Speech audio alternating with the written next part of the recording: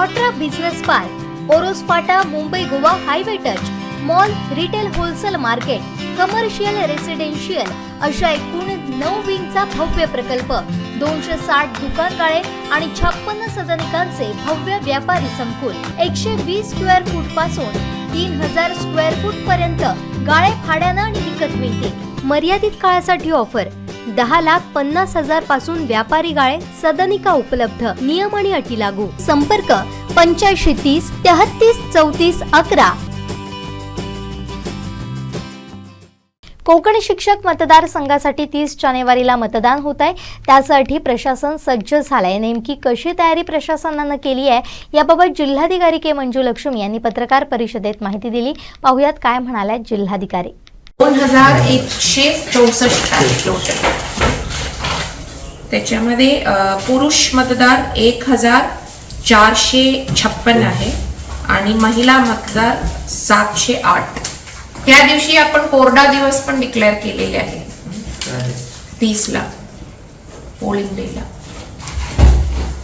बाकी सुट्टी पण त्यांना मतदान करायच्यासाठी ते पण ऑर्डर केलेले आहे। डिस्पॅच करणार आपल्या डीपीडीसी हॉललाच डिस्पॅच आपण अरेंज केलेली आहे आणि मतदान झाल्यानंतर रिसिव्हिंग पण आपण डीपीसी हॉललाच ठेवले।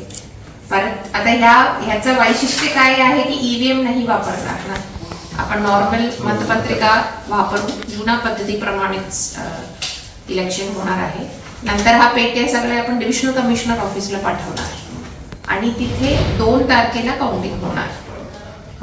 आपल्या जिल्ह्यामध्ये टोटल 19 मतदान केंद्र आपण तयार केलेले आहे। आपल्या 8ही तहसील ऑफिसमध्ये मतदान केंद्र आहे।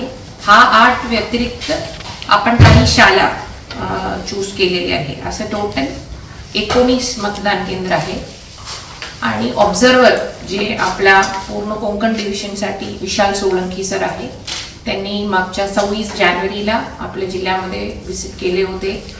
त्यांच्यासोबत आपण वैभववाडी कणकवलीमध्ये काही मतदान केंद्रामध्ये त्यांच्यासोबत पण आपण व्हिजिट केलेली आहे। आमच्याकडून सगळी तयारी पूर्ण आहे।